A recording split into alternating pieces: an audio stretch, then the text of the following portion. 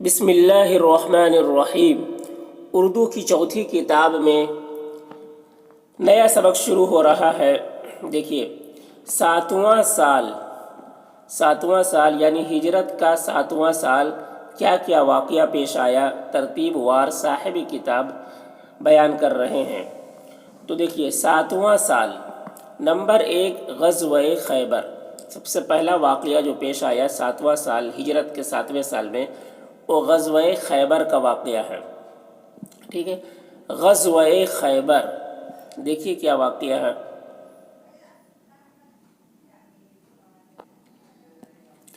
مدینے سے شمال مشرق کی طرف 3-4 دن کی راہ پر چند نہایت مضبوط اور مستحکم قلعے تھے۔ مدینے سے شمال مشرق کی طرف، ٹھیک ہے، شمال مشرق کی طرف 3-4 دن کی راہ پر چند نہایت مضبوط اور مستحکم قلعے تھے۔ کچھ قلعے تھے مدینے سے شمال مشرق کی طرف، ٹھیک ہے، شمال مشرق کی طرف 3-4 دن کی راہ، مطلب مدینے سے اگر پیدل چل کر جائے تو 3-4 دن لگ جائیں گے۔ تو اتنی دور پر کچھ قلعے تھے جو بہت ہی مضبوط تھے، بہت ہی پختہ تھے۔ ٹھیک ہے، اب کیا ہوا دیکھیے، اگرچہ ان میں سے ہر ایک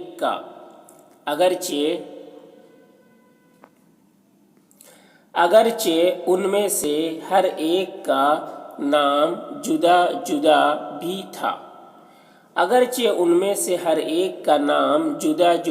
تھا، یعنی جو قلعے تھے سب قلعے کا نام جدا جدا تھا، الگ الگ تھا، مگر سب کو ملا کر خیبر کہتے تھے۔ ٹھیک ہے، وہ تمام قلعوں کو ملا کر اس کو خیبر کہا جاتا تھا۔ یہ خیبر یہودیوں کا مسکن تھا، مسکن یعنی گھر تھا، رہنے کی جگہ تھی وہ۔ اور یہودیوں کا جو قبیلہ مدینے سے نکالا گیا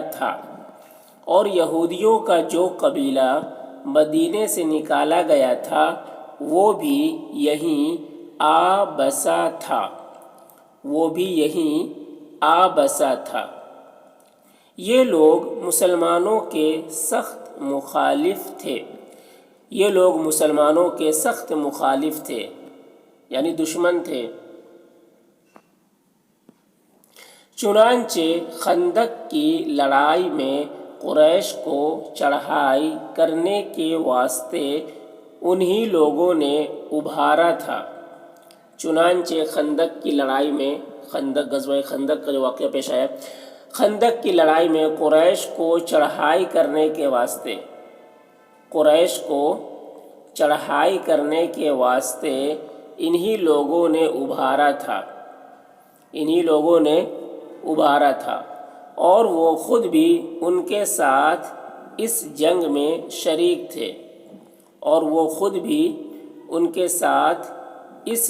میں شریک تھے۔ اس کے علاوہ مسلمانوں کے سخت مخالف بنی غطفان اور بنی اسد کے ساتھ بھی ان کا ساز باز تھا۔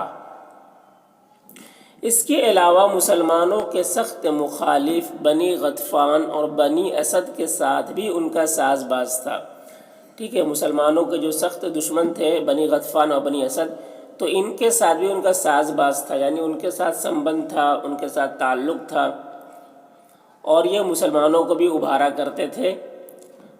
جن کو نکالا گیا تھا مدینے سے، جن یہودیوں کو نکالا گیا تھا، تو وہ لوگ بھی وہیں جا کر بس گئے تھے، اور ان کو کیا ہے، مسلمانوں کو یہ لوگ ابھارتے تھے چڑھائی کرنے کے لیے۔ پھر دیکھیے کیا ہوا، اس کے علاوہ مسلمانوں کے سخت مخالف بنی غطفان اور بنی اسد کے ساتھ بھی ان کا ساز باز تھا۔ تو پھر کیا ہوا دیکھیے، غرض کہ وہ اپنے مستحکم قلعوں کے گھمنڈ اور مذکورہ اسباب کے لحاظ سے نہایت مغرورانہ طریق پر مسلمانوں کی مخالفت کیا کرتے تھے۔ غرض کہ وہ اپنے مستحکم قلعوں کے، مستحکم یعنی مضبوط، مستحکم قلعوں کے گھمنڈ اور مذکورہ اسباب کے لحاظ سے، اسباب بھی بہت تھے، مذکورہ اسباب کے لحاظ سے نہایت مغرورانہ طریق پر مسلمانوں کی مخالفت کیا کرتے تھے۔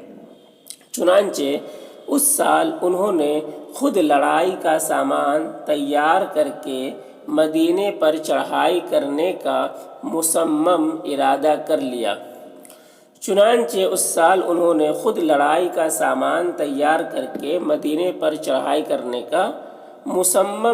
مصمم مطلب پختہ ارادہ کر لیا۔ ان کے اس ارادے کی خبر آپ صلی اللہ علیہ وسلم کو بھی پہنچ گئی۔ آپ صلی اللہ علیہ وسلم نے عبداللہ بن رواحہ رضی اللہ عنہ کو صحیح حالات معلوم کرنے کے لیے بھیجا۔ آپ صلی اللہ علیہ وسلم نے عبداللہ بن رواحہ رضی اللہ عنہ کو صحیح حالات معلوم کرنے کے لیے بھیجا۔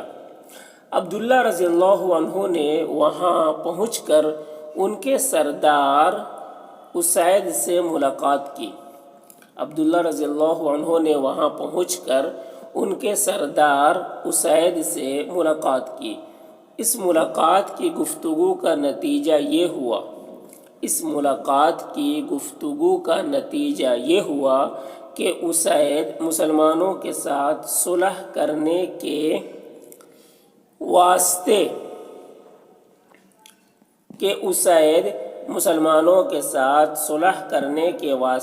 مدینے کو چل پڑا۔ جب کچھ مسافت طے کر چکے، مسافت یعنی دوری طے کر چکے تو کسی بات پر تکرار ہو گئی، بحث ہو گئی اور لڑائی تک نوبت پہنچ گئی۔ اس لڑائی میں اگرچہ یہودیوں کی تعداد زیادہ تھی مگر مسلمانوں نے فتح پائی اور اسید کے ہمراہی ایک کے سوا سب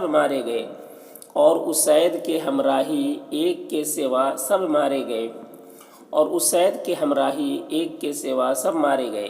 یہ حال سن کر یہودیوں کے غصے کی آگ بھڑک اٹھی۔ وہ اور بھی مستعدی سے مسلمانوں کی بیخ کنی کی تیاریوں میں مصروف ہو گئے۔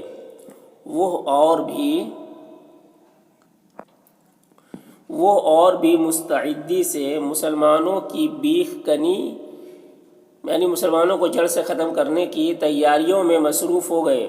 آپ صلی اللہ علیہ وسلم کو بھی ان سب امور کی اطلاع ہوئی۔ اس لیے آپ صلی اللہ علیہ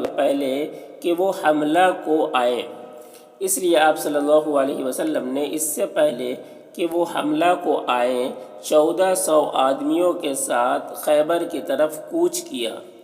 1400 آدمیوں کے ساتھ خیبر کی طرف کوچ کیا۔